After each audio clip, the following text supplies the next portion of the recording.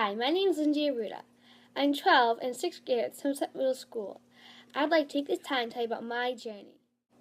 Monday, April 15th, 2013 started off as a wonderfully happy day that suddenly turned tragically wrong. The Boston Marathon bombings will be forever etched in people's minds.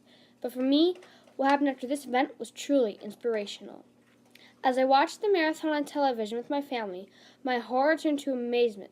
Instead of running away from the danger, many spectators, volunteers, and first responders headed towards it.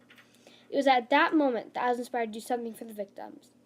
Besides facing an uphill battle with their recovery, they would also be left with huge medical bills. I came up with the idea to design and sell Boston Strong silicone wristbands, with 100% of the profits going to the One Fund. I also used this as an opportunity to earn my Bronze Award for Girl Scouts. But I never expected what happened next. People from all over the country started purchasing my wristband as a way to show their support. Although my idea was a simple one, it involved hard work and help from my family. My mother's office donated the initial funds I needed to purchase my wristbands and shipping supplies. I started selling the wristbands on eBay for $5 each and created a Facebook page so people could track my progress.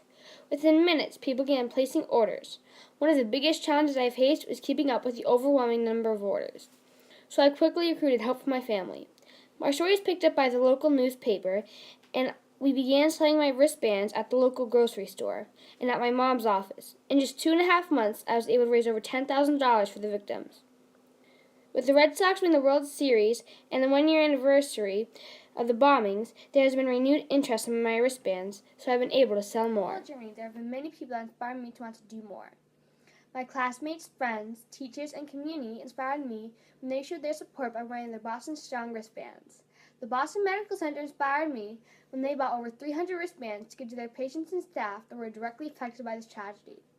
One woman even bought 100 wristbands to give to veterans during the Wounded Warrior Games in Colorado. A soldier stationed in South Korea donated $100 and wanted nothing in return. It was heartwarming to see President Obama, Vice President Biden, the Boston Red Sox, the New England Patriots, Big Time Rush, Jason Aldean, Kenny Chesney, and other famous people wearing my wristband. But there are two ordinary people who inspired me the most. One was a woman named Carol Ann who was in a wheelchair and housebound.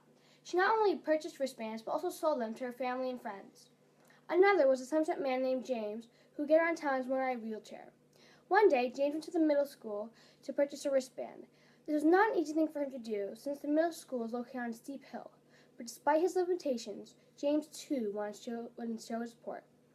Although I did receive my Bronze Award for Girl Scouts, I learned something much more valuable.